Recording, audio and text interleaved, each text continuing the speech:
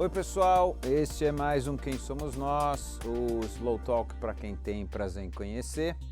Nós estamos há 5 anos na rádio e no podcast e há 2 anos mais ou menos no YouTube. Se você quiser saber tudo que a gente já conversou nesse tempo todo, acesse quemsomosnós.com.br e aí escolha a plataforma que você acha mais legal.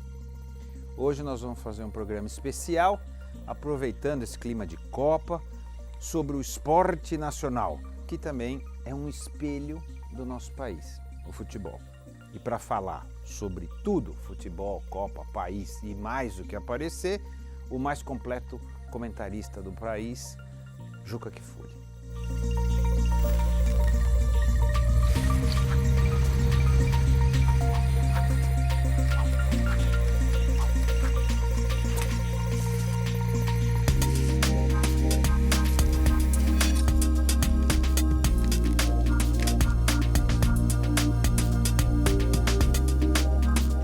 Quem é você? Eu sou um avô de 2 netas lindas, uma de 13 e outra de 10 anos, a Luísa e a Júlia.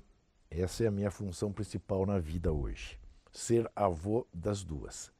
Nas horas vagas, eu exerço uma profissão que é a de jornalista. Exerço quase 24 horas por dia. Sessão feita às 6 horas e meia, mais ou menos, em que eu durmo, porque com a modernidade, a globalização e as novas plataformas, nós jornalistas deixamos de trabalhar para um lugar só, como eu fiz quase por 25 anos na Editora Abril, e trabalho então para a Folha de São Paulo, onde tenho uma coluna 3 vezes por semana, para a Rádio CBN, onde entro diariamente no Jornal da CBN e mais 2 vezes no CBN São Paulo, na ESPN, onde participo da programação pelo menos uma vez por semana, às segundas-feiras e a cada 15 dias também às sextas. E tenho um instrumento razoavelmente novo, mas já não é tão novo, porque eu o tenho desde 2006, que virou verdadeiramente o meu senhor. Eu virei um escravo dessa coisa chamada blog. Além de avô, se você quiser uma definição de mim mesmo, eu diria para você, sou um blogueiro. Um blogueiro que recebe visitas únicas de cerca de 50 mil pessoas todos os dias e que me cobram, como me cobrarão ao sair daqui desse programa com você, por que eu passei 1 hora sem botar nada no blog? Se tem alguém doente, se eu estou viajando, estou num avião, o que é que acontece? Entendeu?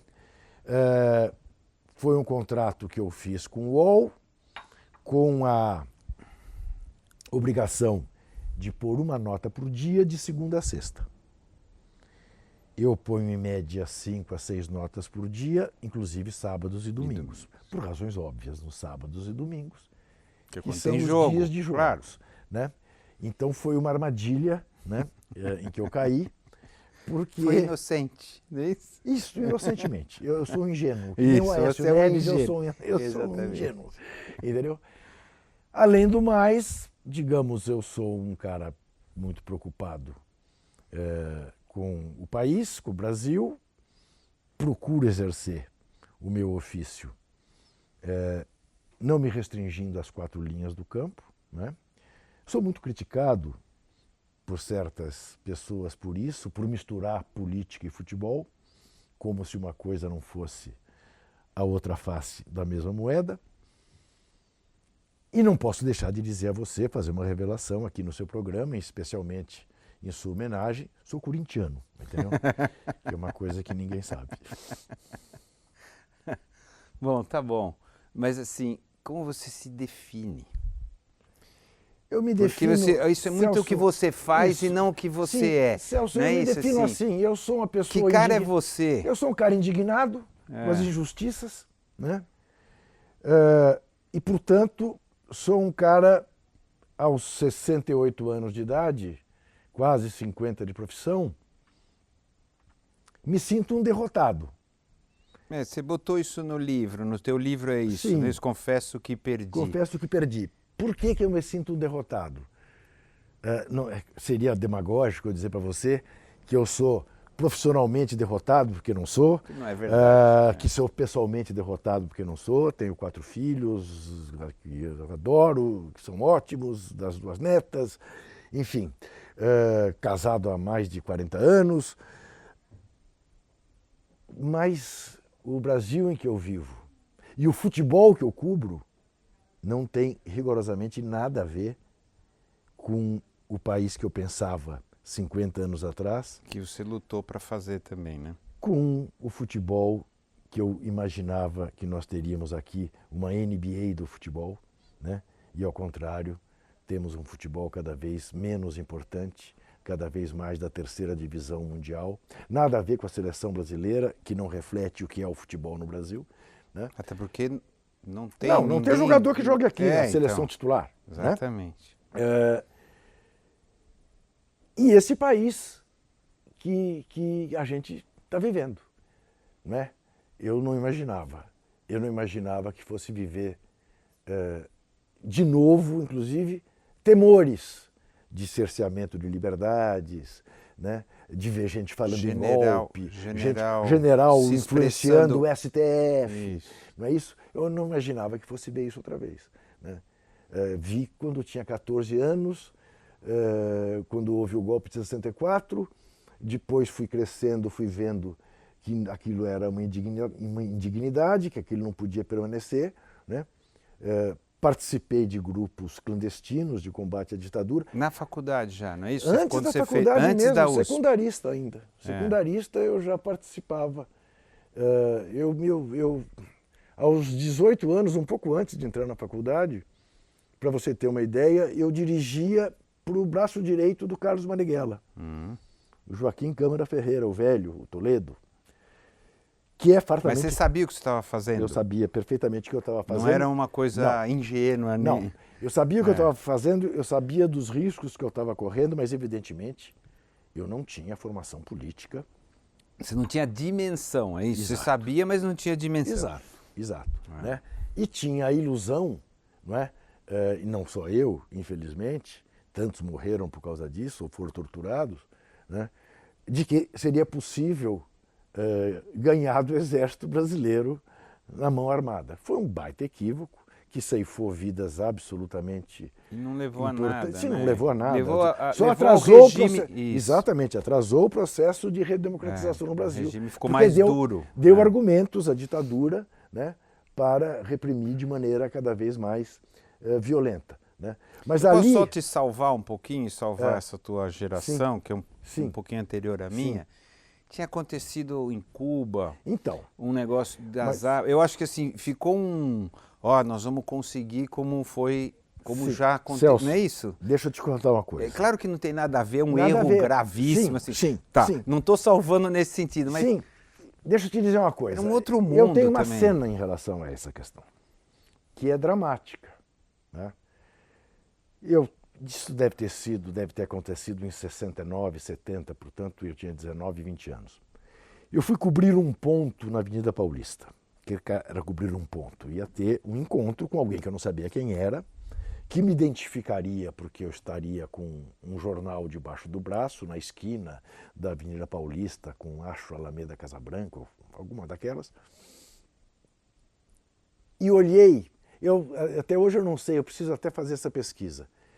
Se estava sendo construído o prédio da Fiesp ou do Banco de Tóquio, eu não sei qual das duas. Tinha um desses prédios sendo erguido.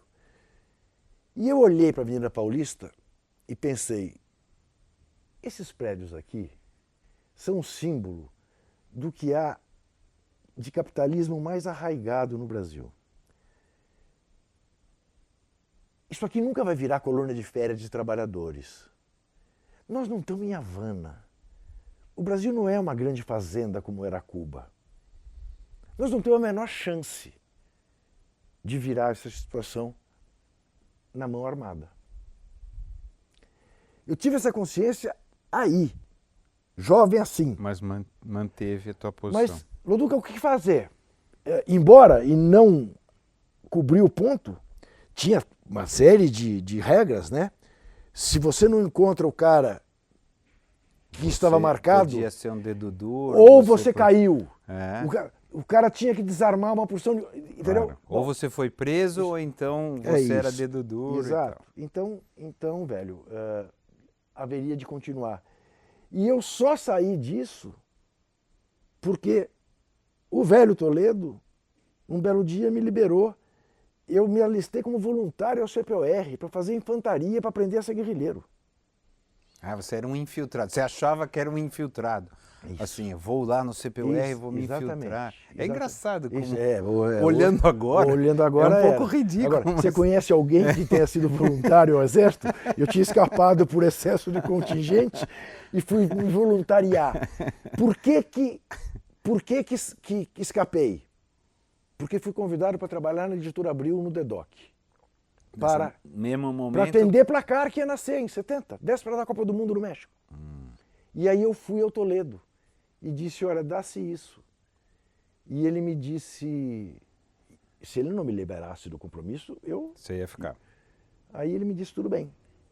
Vai trabalhar, menino. Vai trabalhar. Ele já tinha consciência que estava tudo, ele morre um ano depois. Ele já tinha consciência que estava tudo arrasado, né? Ele foi generoso com você, né? Nesse ponto de vista. Eu tenho eterna gratidão a ele. Eu digo sempre às pessoas, nós não estaríamos tendo essa conversa não fosse por essa liberação.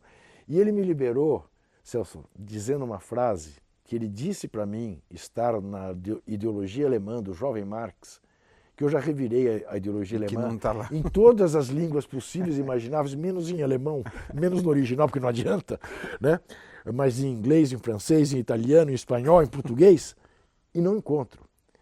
Que ele dizia que o Marx um dia escreveu que não queira resolver os problemas do mundo antes de resolver os seus.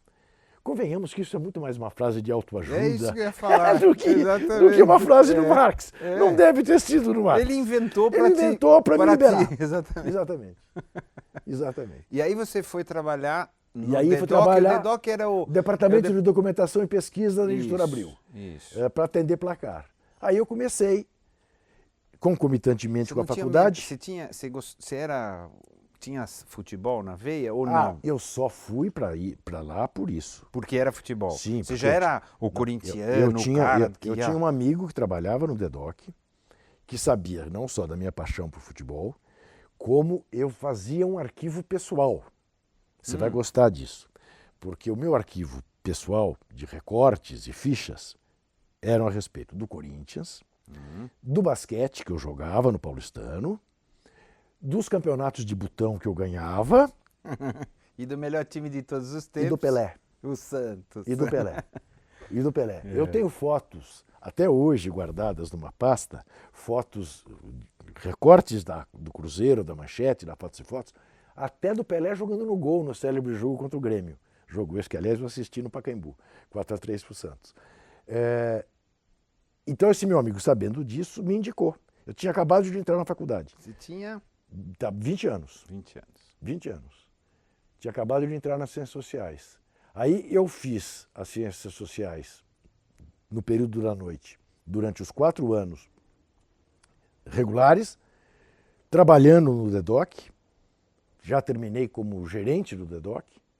Você, na verdade, fornecia informação para os jornalistas. Pesquisas para as redações. Me fala o Pelé, eu vou escrever uma matéria sobre o Pelé.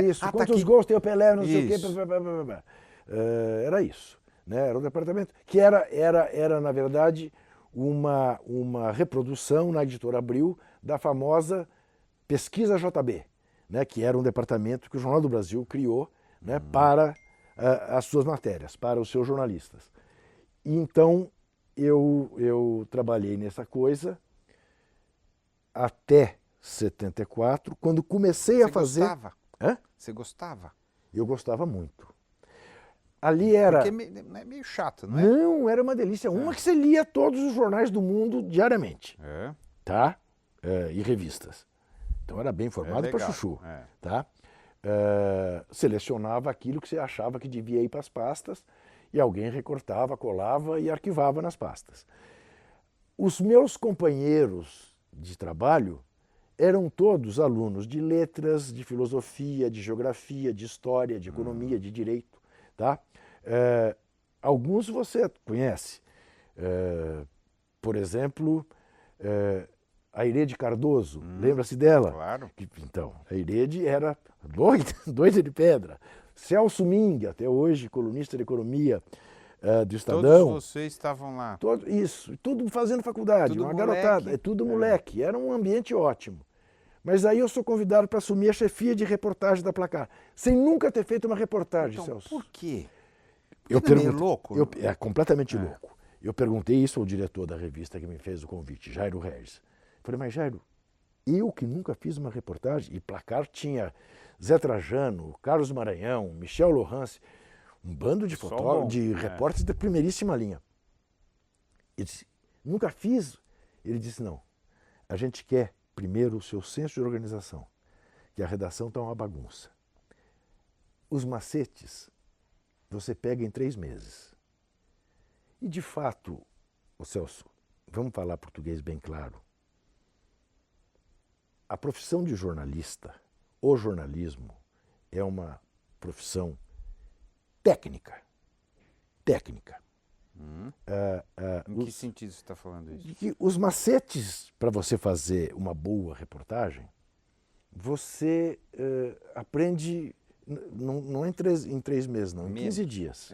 Propaganda é semelhante. Então, né? Propaganda é semelhante. Agora, o que claro. Você precisa é ter um background Isso, grande para poder funcionar lá dentro. E de ser ético, não é isso? Quer dizer, de ter uma série de. Bom, aí, isso. Aí depende, né? Isso, né? A gente sabe como as coisas funcionam.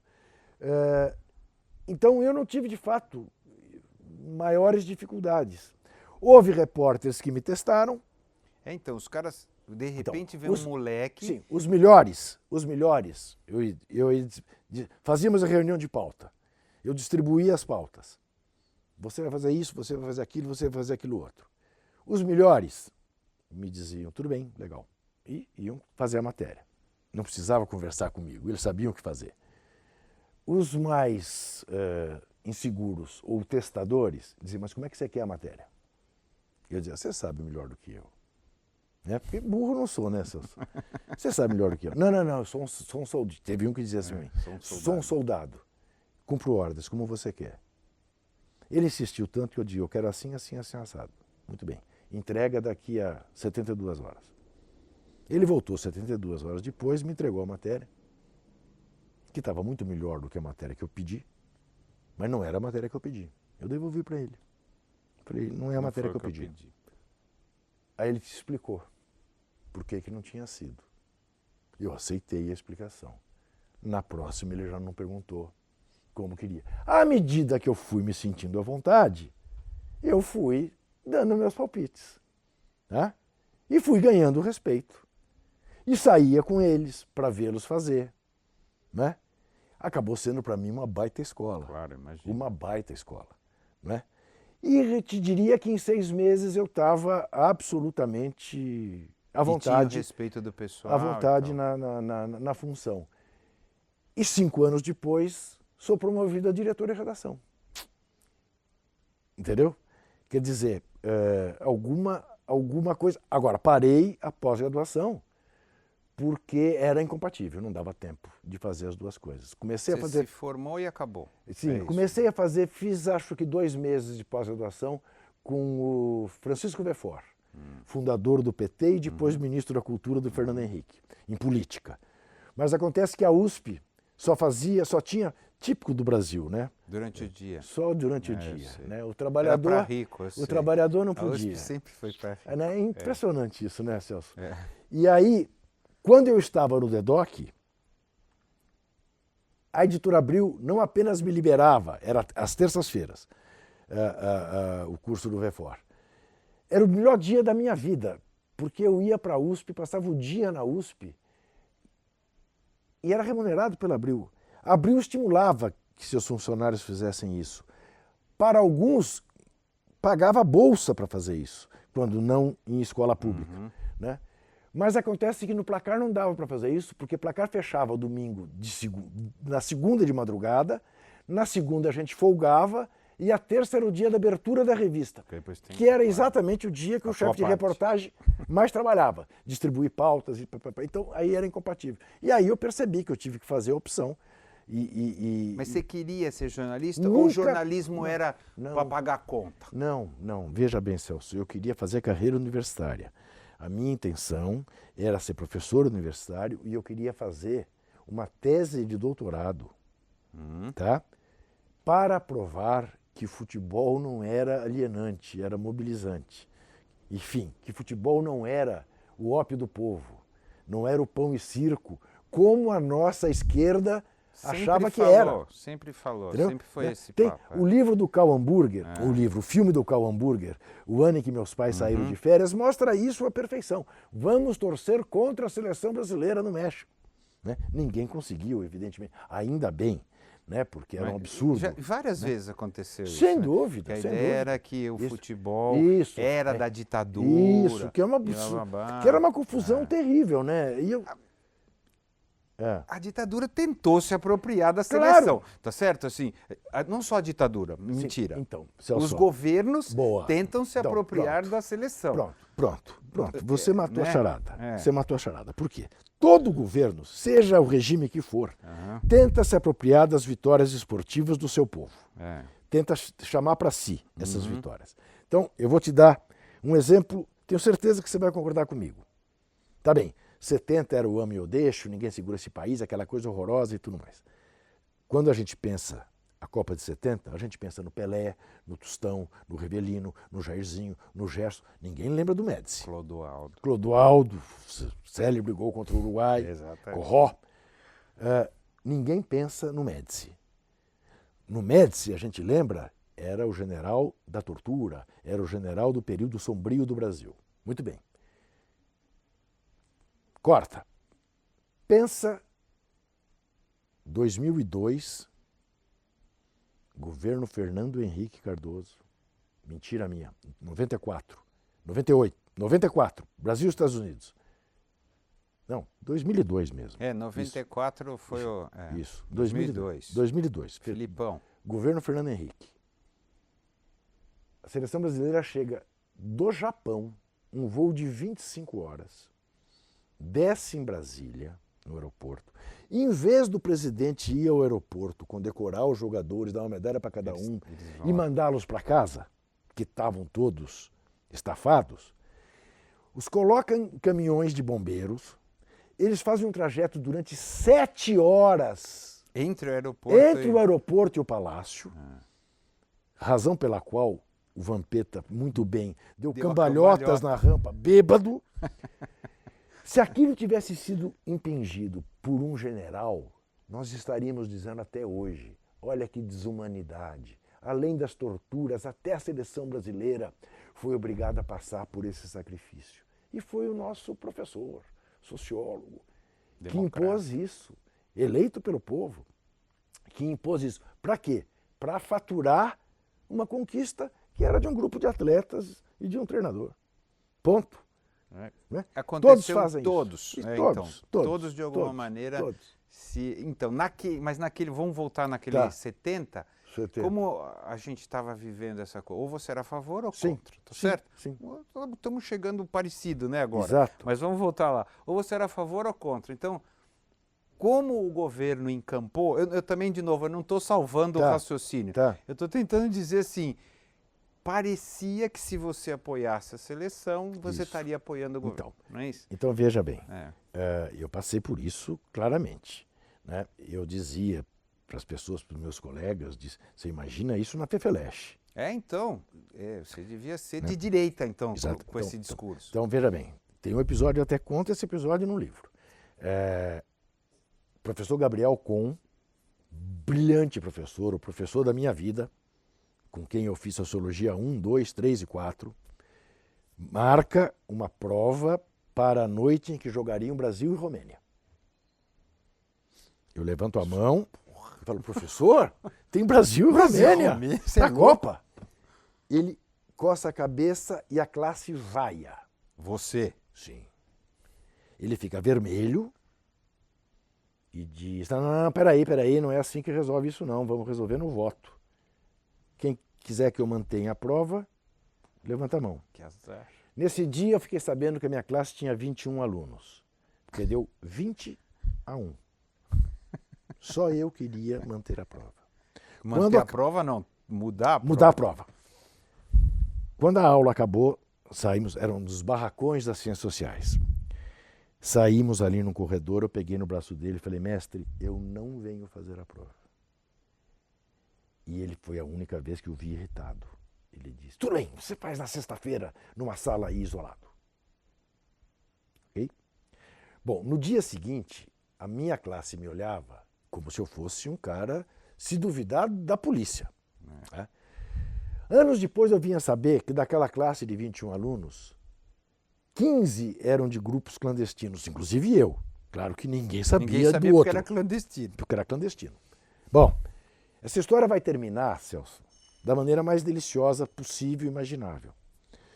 No ano seguinte tem uma decisão nos Jogos Pan-Americanos, se não me engano, de Porto Rico, entre Brasil e Cuba, em que eu digo que vou torcer para o Brasil, basquete masculino. Os meus colegas ficam indignados como é que eu ia torcer contra o time do comandante. Eu digo, olha, o comandante, eu gosto da revolução do comandante, agora o basquete, eu sou brasileiro. E eu dizia para as pessoas, não é possível que vocês permitam serem roubados até naquilo que a gente tem de mais íntimo. A ditadura já nos coloca tantos medos, né? E vocês, eu tinha medo daquela perua Chevrolet C14, claro. Na qual fui levado para o DOI-CODE, na triste noite de 7 para 8 de setembro de 71. Eu disse, não podemos permitir, quer dizer, o hino brasileiro tinha virado uma coisa da ditadura. Mas não é da ditadura, a gente vai permitir que a ditadura usurpe até o nosso hino, né? Bom, passam-se 12 anos, 1982, governo Franco Montoro aqui em São Paulo, é diretor do Arquivo do Estado, professor... bom, tudo bem, está fugindo o nome dele. Um São Paulino, uma figura ótima. Daqui a pouco me veio o nome dele. Ele me telefona, eu já era diretor da Placar. Ele me telefona e me convida para participar de um grupo que ia pensar uma enciclopédia do futebol brasileiro. E eu vou para essa reunião, um dia de manhã. Estamos lá na reunião há uns 20 minutos, quem aparece? O professor. Gabriel Com, o professor. Gabriel aparece, fazia anos que eu não via, eu me viro, eu vejo ele entrando e digo, mestre, que surpresa, que prazer em vê-lo aqui. Ele vem de dedo em riste na minha direção. Você está surpreso? Porque você é tão preconceituoso como os seus colegas que me impediram de ver Brasil e Romênia na Copa de 70. Eu falo, não, mas peraí. Quem marcou a prova foi você. Ele disse, marquei a prova porque você sabe que eu sou uma pessoa desligada, não atinei na hora. Mas, Juca, por que eu estou dizendo que você é tão preconceituoso? Eu fui seu professor 4 anos. Eu sabia muito bem onde você estava, o que você fazia, onde você trabalhava. Você nunca veio falar de futebol comigo. E saiba que eu sou tão ou mais corintiano do que você. E que eu não acredito em um sociólogo no Brasil que não tem os fundilhos das calças puídos pelas arquibancadas. Que maravilha. Tá? Nunca me esqueci dessa frase. Que maravilha. Tá? E assim continuamos a nossa... João Sebastião Vitaer, o professor que foi diretor, já morreu São faz Paulino. pouco tempo. O São Paulino. João Sebastião Sebastião Vitaer. Enfim, então, a minha intenção era essa, fazer um doutorado para mostrar Você queria ser que o futebol era... Então, vamos lá. Por que é que você acha que o futebol não é o ópio do povo? Como tem um monte de gente que ainda acha isso, que é uma maneira de distrair o povo e não... Celso, você é frequentador de arquibancada, você sabe que não há lugar melhor para você interagir com as pessoas da sua tribo, ou no passado, quando nós fomos formados como torcedores, em que a gente podia conviver com torcedores de outros times. No mesmo lugar, né? No não era lugar, lá do no outro mesmo lugar. lado. Exatamente. Né? Misturados. Né? Eu digo sempre isso. Eu, como corintiano, e como alguém que viu o time ser campeão aos 5 anos e só foi ver de novo aos 27, casado, pai de 2 filhos, com a terceira filha na barriga da mulher, eu muitas vezes fui ver Corinthians e Santos, sabendo que o Corinthians ia perder, não para ver o time do Corinthians, mas para ver a torcida do Corinthians, para me sentir parte de um coletivo. Tá? Você desperdiçar essa oportunidade, você não ter este entendimento do que isto significa, em última análise, é virar as costas para uma das manifestações mais arraigadas na cultura brasileira, que faz parte do dia a dia do brasileiro, inclusive no linguajar. Aliás, o Lula sempre soube se apropriar muito bem disso. E não por acaso a nossa inteligência de formação europeia, durante muitos e muitos anos, virou as costas não apenas para o futebol, mas também para o carnaval. Isso, felizmente, mudou muito. O samba era um negócio... Isso, né, de malandro, isso. de não sei o quê. Né? Isto mudou muito dos anos 80 do século passado para cá. Hoje, se você for ver a produção na universidade de teses sobre futebol e carnaval, enche uma biblioteca. Eu, durante anos, tive 5 ou 6 livros que tratavam de futebol, um dos quais de um sociólogo alemão que veio trabalhar na USP, Anatol Rosenfeld. Mas tinha o Mário Filho, o Negro do Futebol, tinha pouquíssima produção. Hoje eu tenho mais de 3.000 livros de produção brasileira sobre futebol, sobre clubes, biografias de jogadores ou tratados sobre a democracia corintiana, sobre o futebol e as ferrovias, sobre uma porção de coisas. Bom, então eu tinha essa visão. Visão essa que aos poucos foi se fortalecendo, você sabe disso. A primeira faixa pela anistia aberta no Brasil, num lugar público, foi no Corinthians e Santos, no Morumbi, 2 corintianos do lado e 2 santistas do outro. Do lado dos corintianos, o Antônio Carlos Fon e também agora vai me fugir o nome, tive com ele domingo no cinema, mas me fugiu o nome, ele vai ficar bravo comigo com toda a razão, mas daqui a pouco vem. É a e idade. do outro, é a idade, claro que é a idade, Então, eu me permito esse tipo de coisa. E do outro lado, o irmão santista do Samuel McDowell, o advogado do caso Vladimir Herzog, um dos advogados que conseguiram condenar o Estado brasileiro pelo assassinato de Vladimir Herzog. Os 4, nenhum deles era alienado, ao contrário. Estavam ali no Morumbi, erguendo uma faixa, diante de mais de 100.000 pessoas, e era o lugar apropriado para fazer aquilo, porque na hora que a polícia chegou, eles já tinham desaparecido e deixado a faixa lá. Entendeu? Quer dizer, então, havia pesquisas, por exemplo, feitas com a torcida do Corinthians, que a esmagadora maioria dos torcedores corintianos tinham simpatia pelo MDB, que o na partido época de oposição consentido à ditadura. Arena, Exatamente, era o partido de oposição à Arena. Entendeu? Então, é uma simplificação sem tamanho, essa de tratar o futebol como coisa alienante. De ignorante, Exatamente. uma coisa alienante. E o que você acha? Agora eu vou fazer um parênteses, porque a gente está vindo historicamente, mas quero fazer o que você acha que aconteceu com as torcidas para virar depois essa violência toda, das pessoas se matarem?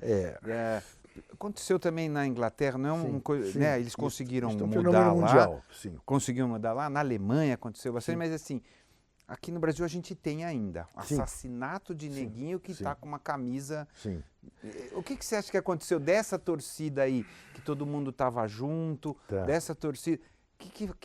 Não é só com a torcida, o que aconteceu com o país então e com a torcida? Eu acho que aí a gente tem, isso é tese para um seminário, né?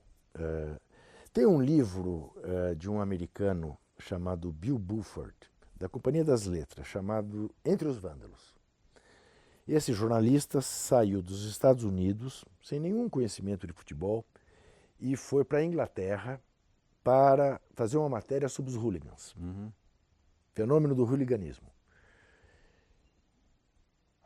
ele conta no livro que ele, para viver por dentro aquilo, ele se inscreveu numa torcida organizada de um time londrino. E à medida que ele foi fazendo a reportagem, ele foi se dando conta que ele já tinha material mais do que suficiente para fazer a reportagem e não conseguia parar. Porque ele fala sobre a dependência da adrenalina do combate. Então, ele descreve como os encontros entre torcidas antagônicas eram marcados. E ele conta a expectativa inebriante do combate. E quando ele viu, ele estava se transformando num hooligan. O que tem aí? Quer dizer, isso é tese para psicólogo, é tese para sociólogo, é tese para antropólogo, né? O que tem aí? Tem a sensação de pertencimento a um grupo, a perda da identidade individual, quando você está acontece em várias situações, coletivo. não só em futebol. Isto. Certo? A necessidade de ter onde desaguar frustrações, principalmente entre jovens, numa fase de crescimento com testosterona a toda, de se destacar pelo machismo, pelo heroísmo, por ser um bom lutador. Há códigos de ética nesses combates. Por exemplo, não pode chutar quem está caído. Se bem que agora... Hoje em dia está chutando. Não tem código nenhum. Estão dando cacetada, a gente viu na televisão. Exatamente. Cenas, né, de vandalismo explícito. Né? Então, é um fenômeno muito complicado de você resolver e que os ingleses resolveram com alta dose de elitização nos estádios, selecionando pelo preço de ingresso, mas também... Repressão firme isso, também, né? Mas também com campanhas educativas, também com repressão e com punição. Pegou, está fora dos estádios, nunca mais entra. Não pode mais. Entendeu? E isso é absolutamente necessário. Os ingleses chegaram num ponto... Bom, você sabe que os times ingleses ficaram proibidos de jogar competições europeias por 5 anos. Exatamente. Né? A rainha proibiu. Mas como é que eles começaram a resolver esse problema? Onde é que eram marcados os encontros de brigas, de torcida? Nas estações de metrô. O que as autoridades inglesas começaram a fazer, Celso? Tão simples quanto isso. Punha um policial em cada estação. Você dirá, mas com um policial, desciam 40... Desarmado, lembrando Sim, isso. desciam 40 de um vagão, o que um policial conseguiria fazer? Este policial representava apenas e tão somente a presença do Estado, a presença da autoridade. Tem uma autoridade. Não, vamos passar para outra estação, porque tem lá ali, para que vamos criar casos com polícia se nós... Mas tinha lá também outro. Tinha lá, desestimulava os encontros. Isso começou a derrubar as brigas fora do estádio. Polícia dentro, o Estado dentro. Esqueça o campo de futebol. Pense as favelas. Pense a periferia de São Paulo. Por que tanta coisa acontece na periferia de São Paulo? A ausência de Estado. Isso a ausência absoluta de Estado. E o que é a presença do Estado? Né? Educação, saúde, polícia, cultura. É isso, é isso. Agora, infelizmente, nós vivemos num país... Mas você sabe uma coisa que não fecha? O nosso país, quando era pacífico ir no estádio, era pior num monte de coisa. Você entende? Assim, era mais pobre, o analfabetismo era maior. É verdade. Você entende o que eu estou falando? Mas era menos violento. Então, mas vamos pensar. Não sei se é por causa do volume de gente também, que a gente é muito menos gente. Vamos pensar. Você entende o que eu estou falando? Eu entendo o que você está falando, mas vamos pensar. O Brasil era um país muito menos urbano do que é hoje. A miséria estava muito circunscrita ao norte e nordeste. Não nos atingia em São Paulo. Era muito menor. Celso, eu não sei se você se lembra disso, nossa diferença de idade é suficiente para que você não se lembre. o que horrorizava eu, menino, de 7, 8 anos, eram os cortiços. Cortiços. Não pensava em favela. Não tinha favela. Não pensava. Mas como as pessoas vivem nessas condições, nesses casarões, 10, 12 famílias? Em Higienópolis tinha cortiço. Em torno da Vila Angélica tinha cortiço, que era o caminho para casa da minha avó, que morava na rua Itacolomi. Eu via cortiços ali, eu ficava horrorizado. Como é que pode? Isso cresceu exponencialmente no Brasil. Então, eu acho que o volume talvez explique, porque as condições Então, eram semelhantes. Mas tá veja, certo? o que era a favela no Rio? Eu cresci passando férias no Rio, na casa de um tio, ouvindo esse meu tio dizer: o problema é que um dia a favela vai descer e vai ser um desastre. E a favela desceu. Mas o que era o morro? Era uma coisa pobre, miserável, fornecia mão de obra para a Zona Sul, mas era o paraíso do samba, das escolas de samba, tinha todo um romantismo. Ingênuo também. Sim, sim. Ave Maria no morro. O país era ingênuo. Era isso? Era, eu acho que tinha uma alta dose. É uma coisa estranha, porque a gente, teoricamente hoje, a gente é um país melhor em um monte de coisa. Sim. Portanto, nos índices. Exatamente. Isso. Num monte de coisa. Isso. E a gente ao mesmo tempo muito mais violento, isso. As torcidas se transformaram. Dizem que o fato de existir torcida organizada é que criou isso. Não é verdade. Quer dizer, né? A torcida organizada... Tem gente que olha desse lado, né? Que acha que tem que acabar com a torcida organizada. Tem um pesquisador muito sério lá no Rio de Janeiro, o professor Murad. Ele tem uma pesquisa que ele renova constantemente, que mostra que no máximo 7% dos torcedores organizados são violentos. 7%. As autoridades e os cartolas sabem muito bem quem são esses 7%. Por que eles sobrevivem?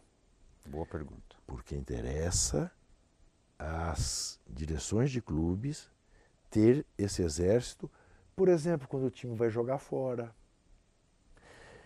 Eu tive uma conversa certa vez, você conhece a pessoa, ele vai ficar bravo comigo de eu revelar o nome, mas não tem importância.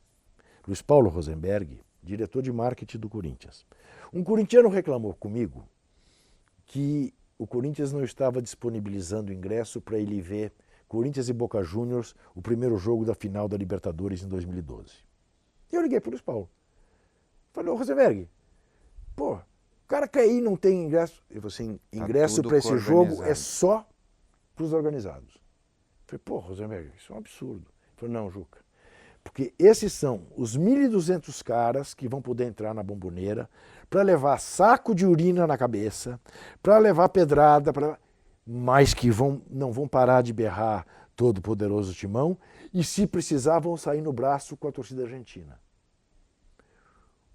Esse seu amigo não vai fazer isso. Então, e não vai mesmo. Nós não temos obrigação de entregar ingresso para jogo que não seja no nosso campo, porque aí tem, né, o sócio torcedor e tal.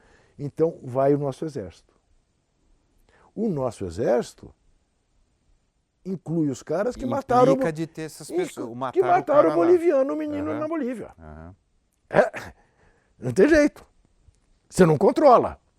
E depois não adianta você se fazer de bom moço e dizer: precisa aprender. Porque você está fomentando.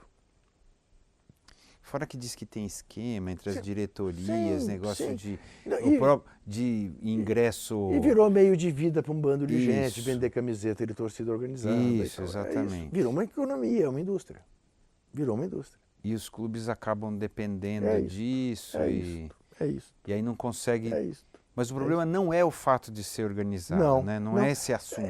Porque em tese, né, se a gente não é a favor de que todo mundo se organize, que os patrões se organizem em seus sindicatos, que os trabalhadores também, claro, que os estudantes se organizem, né, para ter voz, para ter e para você ter interlocução. Eu estou falando com fulano que representa tantas pessoas do grupo X, né? Agora, você tinha que, evidentemente, banir esses que são violentos. Mas aí também as diretorias, de uma maneira geral, também não tem muita moral para Não é só a questão da violência, mas eles não têm muita moral por causa da relação. Impedir, exatamente. Também boa parte dos dirigentes do futebol. E não vão. Isso, mas é esse que é o problema. Não são éticos. Então, aí, Celso, não é isso que entra numa escala assim? Não é isso? Você vai me obrigar a dizer a frase famosa. Para o país que tem o STF que nós temos, por que a gente vai querer que o futebol vai exigir seja que o futebol melhor seja do melhor? Que isso? Você olha para o STF, que não é mais um tribunal, é um arquipélago. Tem 11 ilhas, em que 2 ministros se pegam da maneira como se pegaram recentemente. Ou que um ministro acusa um juiz no Rio de Janeiro. E esse juiz, aquela velha coisa, quando brigam as comadres, descobrem-se as verdades. Então, o ministro, com toda razão, diz que é um absurdo o juiz e a mulher dele terem auxílio moradia morando em casa própria no Rio de Janeiro. E aí a resposta do juiz não é tentando explicar por que ele recebe 2 auxílios moradia. É que um ministro do STF não pode jantar com o réu que ele vai julgar. No que ele também tem toda a razão. Isso que eu ia falar, os dois têm razão. E você cidadão comum, né? Sob, eventualmente, no meu caso, menos eventualmente do que eu gostaria, porque com muita frequência esses cartolas do futebol me processam, podendo estar sob júdice deste juiz ou, num último recurso, desse ministro. E aí você diz, o que o seu advogado fala, pelo amor de Deus, Juca, não vai lá Cala no Celso Loduca falar na rádio que... Mas como não falar? Claro. Como não falar? Como não manifestar o estarrecimento, o aborrecimento, a tristeza de constatar isso? Você acha que a gente está regredindo ou as coisas estão emergindo? Veja, aí vamos falar rapidamente que seja da Operação Lava Jato. Ninguém pode ser contra a Operação Lava Jato. A Operação Lava Jato trazer tudo o que houve de corrupção no Brasil nos últimos anos, eu acho fantástico. Mas desde que traga tudo. Lava tudo, não pode lavar um pedacinho, né? Desde que não selecione. Desde que não pegue o favorito nas eleições de 18 e o condene por um triplex que nós vimos quando invadido pelo movimento dos sem-teto. Não chega até 200 metros, Eu diria o seguinte, ser preso por aquele triplex, ele realmente merece ser preso. Merece ser preso, porque não é possível que alguém se deixe corromper por aquele triplex. Ou um pedalinho. Ou um pedalinho, né, na represa do sítio do amigo. Entendeu? Aí eu digo, bom, ou é para todo mundo, ou então vamos dar uma meia trava. Porque os que quiseram dar a meia trava estão aí. São ministros, são líderes de governo, é o presidente da República. Estancar a sangria, Estancar a sangria, com o Supremo, com tudo. Tem que continuar isso aí. Não é? Aí não. Aí é a face mais perversa da nossa elite. Porque aí você usa uma desculpa para alijar um pedaço faz e manter tudo como está. Faz um herói de um juiz com áreas de justiceiro, até no vestir, né? Camisa preta, gravata preta, terno preto, né? Não, aí não. Aí, para mim, é demais, entendeu? Aí eu entro naquela coisa do vamos cumprir a Constituição Mas as pessoas fielmente. Perderam a compostura, porque às vezes eu tenho uma sensação... Perderam. Então, é por isso que a pergunta é essa, a gente está deteriorando ou só está emergindo aquilo que já era, mas tinha um verniz de que não era? Eu não sei se você entende. Eu entendo, um pouco, eu entendo. Porque assim, a sensação, você fala, nossa... Né? Eu entendo. Nossa, assim, vale tudo agora, está valendo tudo. Seja na CBF, seja nos clubes, seja no país, em tudo. O que está acontecendo? Entendeu? Então, prevalece aquela velha coisa do meu pirão primeiro. Prevalece o estar voltado para o próprio umbigo. Virou, né? Salve-se quem puder. Salve-se quem puder. Mas eu te diria que este é um dos males do neoliberalismo. da advocacia em torno do sucesso pessoal. Você empreendedor. Você sabe muito bem o que é isso. Você empreendedor. Não é isso? Se você não tiver preocupação com o país em que você vive, você só vira um cara bem-sucedido. Eu acho pouco. É muito pouco, eu também É muito acho. pouco. É ridículo. Agora, e aí você tem que comprar um carro blindado. Ou dar para sua filha um carro blindado, porque você tem medo que ela seja assaltada na esquina. Aí você vai morar num condomínio. A nossa elite é incapaz de entregar um anel. E aí corre o risco de perder todos os dedos, porque vive numa selva. Ou então vão a Miami, ou agora para Lisboa. Deixa o Brasil. Aí é triste. E tem aquela coisa assim de se falar, estamos com um problema fiscal, mas desde que eu não pague mais imposto. Isto. Estamos com um problema fiscal desde que perdoe aquilo que eu devo para o governo em até 95%. Não é isso? Mas temos que apertar a vida dos outros e tal. É aquilo que o Hélio Gaspari tão bem define do andar de cima e do andar de baixo. Né? O que para mim é muito claro, causou toda esta irritação, né, com o senhor Luiz Inácio. Porra, tem negro andando no avião, de bermuda e camiseta regata, esfregando o sovaco em mim. Não sabem nem pôr o cinto de segurança. E estão na faculdade, a filha, imagine você, a filha da minha cozinheira entrou na faculdade de medicina, está tomando lugar. A minha empregada quer direitos trabalhistas. Registro na carteira, férias. Porque aí a gente recorre ao velho Sérgio Buarque de Holanda e o nosso homem cordial. Né? Que as pessoas acham que significa ser bem educado, subserviente, mas não é. Né? Cordial vem do coração. É o cara que age muito mais emocional do que racionalmente. O que faz esse cara? Outro dia, o filho da minha empregada estava com dor de dente, eu fiz questão de levá-lo a um pronto-socorro dentário. Viu como eu sou legal? Só que faz 3 meses que ele não paga o salário da empregada. E a empregada trabalha das 8 horas da manhã às 10 horas da noite. E dorme num quartinho que é uma coisa abjeta. E não registra. Esse é o cara. Entendeu? E essa é a gente que, de novo, comanda o Brasil, que comandou por 500 anos, teve alguns leves interregnos, aí vem o João Goulart, que era um latifundiário. Não é exatamente do povo. Não é. De comunista não tinha nada.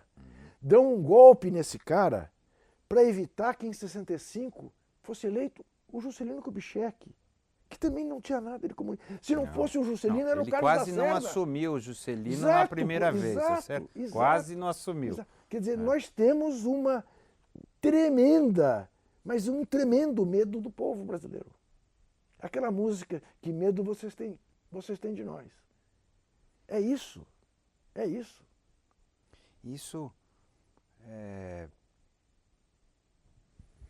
Você acha que a gente tem jeito nessa coisa? Então, porque a gente está vivendo um momento onde parece que está muito difícil ter um mínimo. Então, Celso, é a tua história.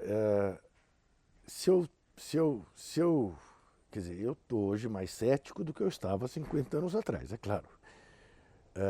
Esse é um lado bom também, tá certo? Porque há 50 anos atrás você era mais iludido. Exatamente. Tá certo?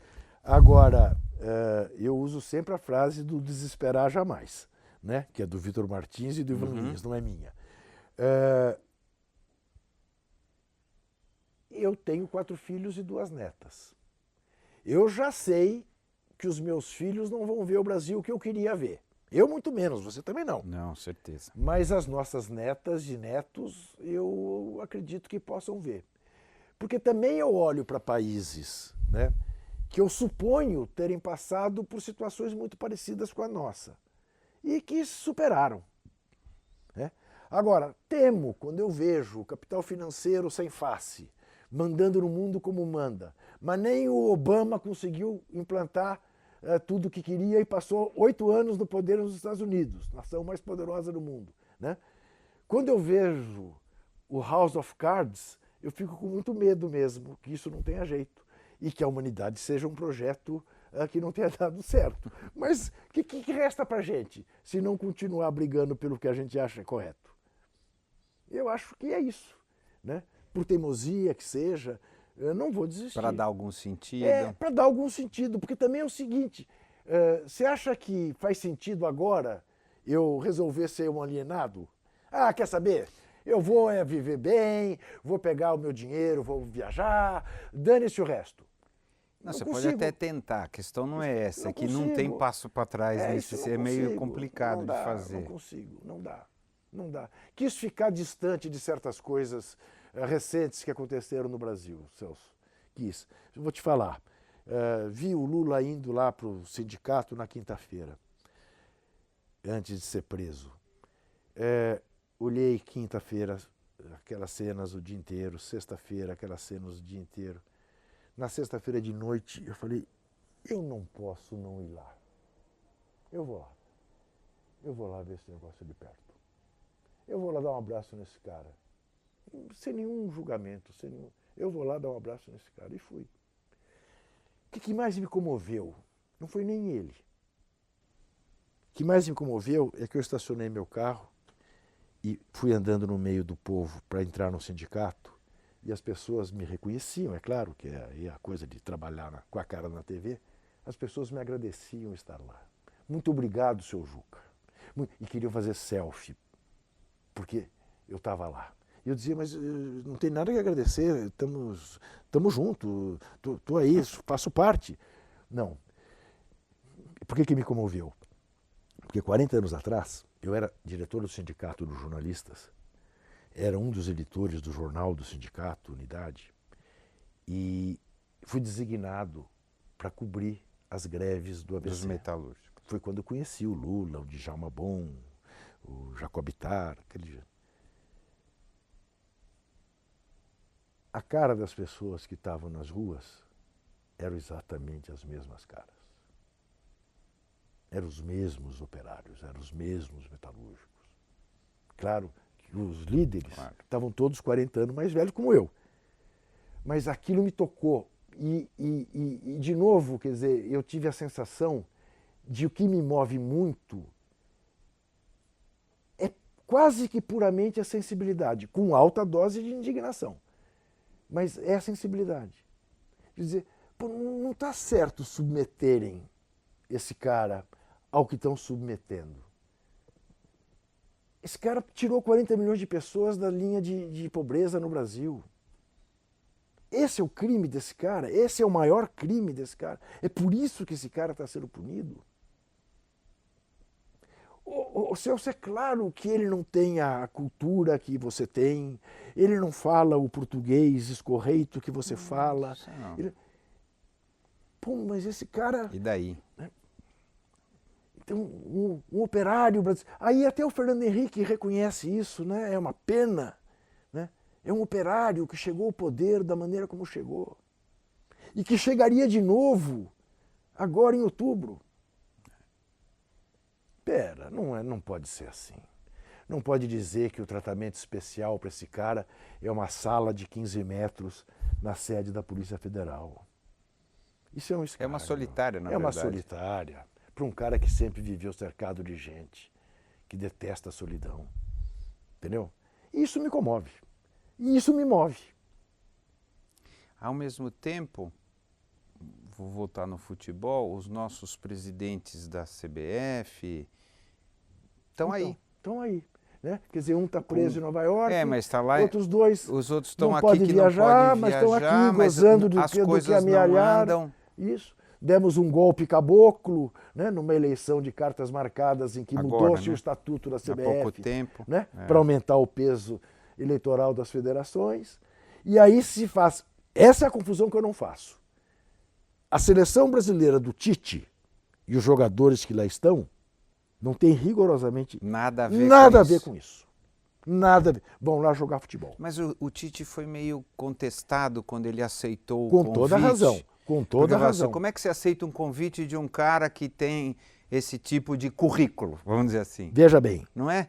Isto eu ainda... É complicado essa situação, não é? Isto, aceito ou não aceito isto eu ainda perdoo. É o ganha-pão dele e é o objeto de todo treinador. Chegar à seleção brasileira. Isso eu ainda perdoo. Sabe por que eu perdoo? Perdoo por uma razão muito simples.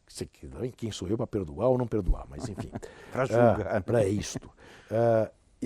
Se há uma coisa que eu aprendi na vida é não querer ser herói com o pescoço alheio. Então, eu já trabalhei para empresas cujos donos não eram exatamente... democratas. E santos. Isso. Entendeu? Já, né? Você provavelmente fez campanhas para empresas que depois você descobriu que não era exatamente a empresa que você gostaria de ter como modelo. É o seu trabalho, o seu ofício. E você estava fazendo propaganda para ele, né? Você não tem uma relação de cama e mesa e nem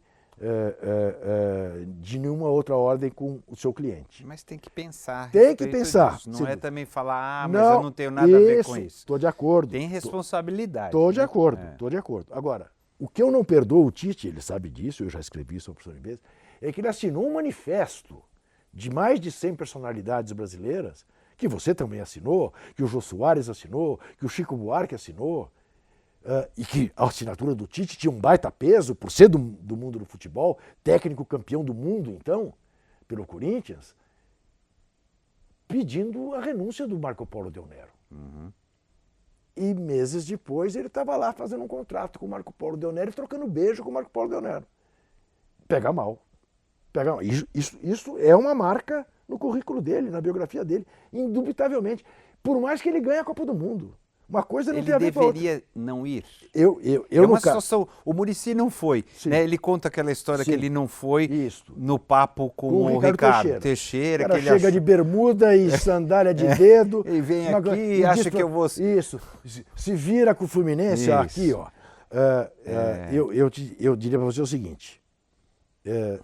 Eu não critico o Filipão por ter aceito o convite da CBF, do Ricardo Teixeira. Se fosse o Filipão... Mesmo sabendo que ele aceitou com o outro ainda... Não, mas o Filipão não teve aquela história que ele aceitou antes do... Era o Mano? Era o Mano, é isso? Isso em 2012. Em 2014 era o Mano. Mas estou dizendo lá atrás, quando ele foi campeão do mundo. Né? Em 2002. Né? Eu, no lugar do Tite, não teria aceito por ter assinado. Eu diria, olha, eu não posso. Eu assinei que eu quero a sua renúncia. Eu não posso trabalhar com você, me desculpe. E teria uma força brutal se ele fizesse isso. Se em não assinando... Ao mesmo tempo, quem que estaria como técnico da seleção e a gente estaria com a seleção... Estaríamos com o Dunga, não é isso? Então. E estaríamos com a seleção provavelmente desclassificada da Copa junto com a Itália. Este é um velho argumento. Este é um velho argumento. Não, não é que é um argumento. Não, eu sei, mas é verdadeiro. É uma situação objetiva, vai. Celso, você sabe que eu fui, depois que eu perdi a ilusão em relação à luta armada, como eu tenho uma queda para a clandestinidade, eu entrei para o Partido Comunista Brasileiro. E eu digo sempre que ter sido no Partidão pode não dar nenhum futuro, mas dá um passado, é uma coisa. E uma das coisas assim que eu enfrentava no Partidão, que eu não gostava no Partidão, era o pragmatismo do Partidão. A política prevalece sobre tudo. Significa dizer, me convidaram para ser interventor no sindicato dos jornalistas. Então eu serei porque no final vai usar como instrumento. É uma justificativa para aceitar a situação, não é isso? Isso. E se eu não for, irá um pior. Quem irá? Fará as coisas com a limpeza que eu sou capaz de fazer? Com o objetivo que eu tenho? Não, então eu vou. Assim você justifica tudo. Esse é um pensamento típico, né, da esquerda, que em vários momentos acabou... Os fins justificam os meios. Acabou errando. Eu sou uma pessoa absolutamente convencida de que meios ruins levam a fins ruins. Perfeito. Você é um romântico, você é um iludido, você não serve para a vida pública. Não sirvo mesmo, tanto que não vou. Mas é assim, para mim é assim. Não me venha com meio ruim. Mas acho que está comprovado isso. Toda vez que... Se você quer chegar aqui, mas acha que vai por ali, você vai chegar lá, você não vai chegar. É simples como isso. É isso. Não é? É isso. Aí a gente está lá, a gente tem essa bagunça, vamos chamar assim, que é no país e que o nosso futebol hoje é um reflexo da decadência do país, não é? O nosso futebol virou futebol de terceira divisão mundial. Mas antes até da gente afundar, não é? Antes da gente afundar, porque nós temos até hoje um futebol gerido como as velhas capitanias hereditárias, né? As federações estaduais fazem esse papel, os clubes se submetem a esse papel e ficam muito felizes de serem exportadores de pé de obra, né? Para fazer caixa. Em vez da gente exportar o filme, a gente exporta o artista. É como se o Disney, em vez de fazer seus filmes, vendesse o Pato Donald. É o que nós fazemos. E é o que a gente faz desde sempre. Era a cana, era o café, açúcar, a soja. Não é isso? É isto. E agora... É a nossa vocação para a mediocridade, para sermos periféricos. E nós não enfrentamos isso. Foi um momento, então, de 58 a 70? Foi mais até, né? Talvez mais, tá bom. 70 eu estou sendo sacana. É que teve uma baixa, depois a gente voltou. Celso, veja. É um pós-guerra, vamos chamar assim. Celso, eu não sei. É uma circunstância Aconteceu. É uma circunstância histórica que não existe em país nenhum do mundo. De você juntar talentos como algumas seleções brasileiras foram capazes de juntar. Vamos lembrar, 58, né, que poucos se lembram. A seleção tinha o Pelé e o Garrincha juntos. Dois dos maiores jogadores... Fora o resto, tá certo? Não, vou chegar no resto. Vou chegar no resto para ver que não era resto. Então. Pelé e Garrincha, que na minha modesta visão são os dois maiores jogadores que eu vi jogar. O Garrincha por um período curto, então aí você não pode comparar com Messi, com Maradona, porque foi um período curto, mas naquele período ninguém, só o Pelé, mais do que ele.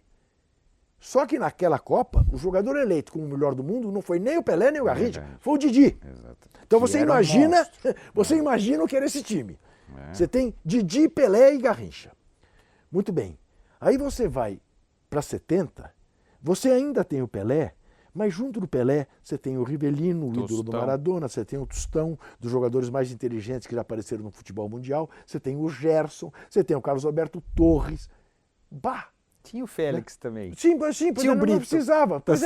Mas você lá atrás era difícil, tá certo? Fora o Carlos Alberto, lá atrás era uma peneira. Era uma defesa média, sem dúvida.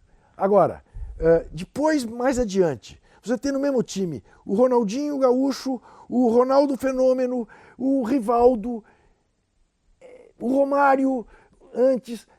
É muita produção. Isso começou a escassear.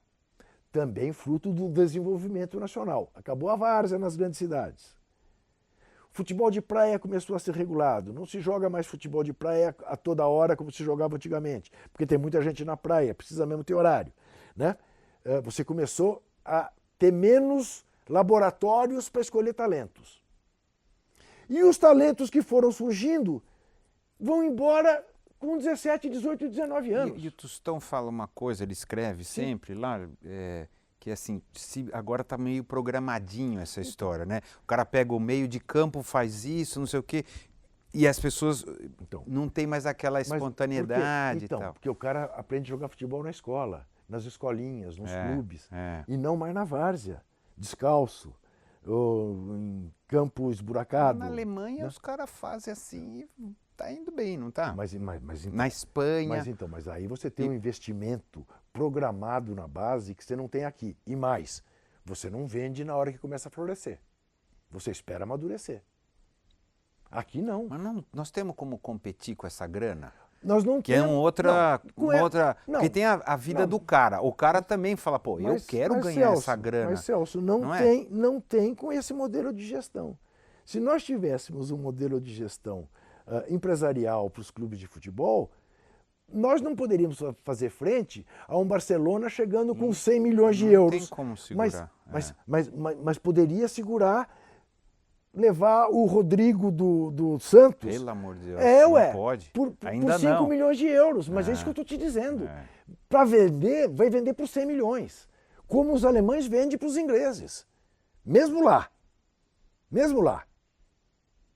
Tá? Porque tem os uma ingleses hierarquia têm mesmo isso, também de mesmo grana, lá. é verdade. Mas nós não. Nós temos uma capacidade ociosa brutal nos nossos estádios. De 60%. A média de público do Campeonato Brasileiro é de 15 mil. Que é ridículo. Na Alemanha é de 45. Não, nos Estados Unidos é 30 É maior. mil, tá certo? Nos Estados Unidos. Nos Estados Unidos, que é um Isso. esporte de subalterno. quinto esporte. Isso. Então é isso. Com esse modelo não podemos fazer frente.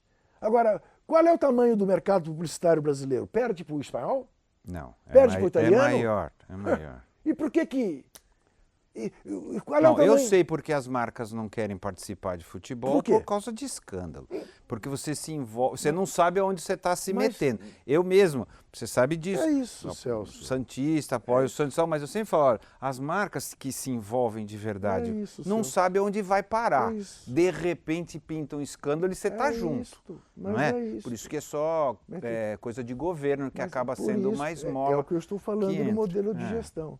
Se eu tenho um presidente no Santos, que é um cara respeitado pela sociedade, pago 120 mil reais por mês. Profissional e tal. Com bônus por vendas que faça, por títulos que ganhe, transparentemente, como um presidente da Volkswagen. E eu te digo, ser presidente da Volkswagen no Brasil não é tão mais importante do que ser presidente do Flamengo. Não é mesmo. Ou do Corinthians, ou do Palmeiras, enfim, dos grandes clubes brasileiros, que tem um baita mercado cativo. Não, é tudo ladrão de galinha. Mal utilizado. Tudo ladrão de galinha, tudo da mão para a boca. Tudo da mão para a boca. Infelizmente é isso que nós temos. Tem uma estrutura também, porque o clube... É isso. Tem uma estrutura também legal, vamos dizer assim, que impede isso. Mesmo um cara com boa vontade teria muita dificuldade, porque tem que se relacionar com a CBF, tem que se relacionar... Uma vez a gente almoçou, eu estava falando isso para você. Você pega... Exatamente, pega um cara sério, honesto, correto, não sei o que lá, mas só que ele tem que lidar com outros interesses. Você é queimado na hora. Um dia se nega, como se negou a chefiar a delegação da seleção brasileira, né? O time dele passa a ser prejudicado na arbitragem. Exatamente. Né? Já o João Dória aceitou. Né?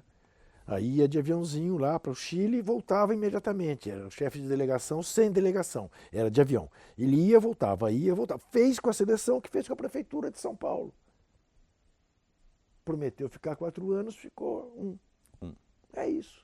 Mas são esses espertos que nos governam no futebol. Foi lá representar o Marco Polo Del Nero. Nós vamos ganhar a Copa. Celso, ganhar a Copa. Claro que é difícil falar isso, mas veja bem, uma tem Copa, chance verdadeira. Uma Copa na Europa tem como favorito destacado um time europeu. Por que isso? Porque esse clima, ambiente, torcida, o se sentir em casa e tudo mais. Claro que não. Os nossos jogadores são europeus hoje. Pois é, mas nós em 58 ganhamos lá. Foi a primeira vez que se ganhou fora do continente, e isso levou anos para mudar. E depois ganhamos em 2002. Depois ganhamos na Ásia. Não foi na Europa, tá certo? Ganhamos na Ásia. Né? E daí a Espanha ganhou na África, né? E a Alemanha ganhou aqui no Brasil. Exatamente. Eu te diria o seguinte, o Brasil tem enormes chances, e isso não é pouco, de ficar entre os 4 semifinalistas. Enormes chances. E ao chegar a uma semifinal de Copa do Mundo, tudo pode acontecer. Que vai ser agora, Alemanha, Espanha, Brasil, França. Ah, é? A França, não tenha dúvida. A França. Os 4 são esses? Eu acho que esses são os 4. França e Brasil. Podendo ser mordidos pela Argentina, se o Messi botar na cabeça que ele tem que ser o Maradona. A Bélgica correndo por foríssima, mas com um time muito bom, com pelo menos 4 baita jogadores. Tá? E o olho em Portugal por causa desse maluco, desse Cristiano Ronaldo. Lembre-se, já levou Portugal a ser campeão da Eurocopa, coisa que ninguém imaginava que pudesse acontecer. Tá? Então, mas eu te diria isso. Eu vou me dar por muito feliz se o Brasil for à semifinal. A partir daí... Seja o que Deus quiser. Seja o que Deus quiser. Seja o que Deus Até quiser. lá você Time acha tem. que a gente vai? Sem dúvida, acho que vai. E acho que vai, tomara que eu não esteja enganado, embora a Copa seja disputada num momento muito ruim, que já é fim de temporada na Europa, que os jogadores melhores estão muito esgotados, eu acho que essa Copa vai ter um nível técnico extraordinário. Porque tem 4, 5 seleções gostosas de ver. Esse time da Bélgica, por exemplo, com De Bruyne, Hazard, o Kompany atrás, um baita goleiro, vai ser uma seleção gostosa de ver. A Espanha voltou a jogar. Sim, a Espanha. Tinha sim. ficado muito ruim, tá certo? E voltou a jogar. A Espanha revelou-se velha aqui no Brasil e deu uma rejuvenescida magnífica. Magnífica. Bom, vamos encerrar? Senão dá para passar o Sim, dia não, aqui. pois As pessoas, eu vou ficar aqui o resto do dia, por mim. Tá certo. Tá certo? Eu sempre encerro com uma pergunta que é: quem você acha que nós somos? Quem somos nós? Vou responder com um chavão.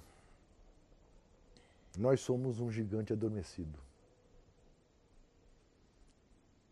Que parecia ter acordado 14, 15 anos atrás. Foi até capa da Economist, porque decolava. Mas um urubu entrou na turbina e nós voltamos a ser um gigante adormecido. Não temos a noção do quanto podemos ser. E nós, humanos? É um projeto que tem se revelado inviável, fracassado. Boa!